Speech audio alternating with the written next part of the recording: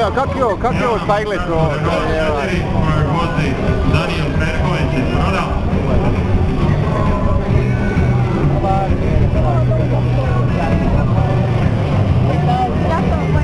Gaz, gaz, gaz!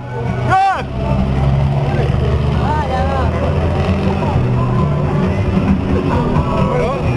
Ovo je kritična krivina, sad kad se na ovu stranu mora krenuti.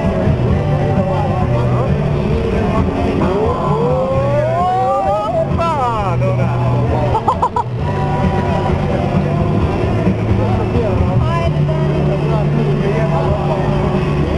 Rikvert kako mu ide?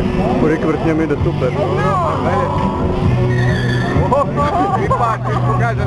I mi imamo konja za utrku. Sad je ovdje kritično ljuljanje. Odlično.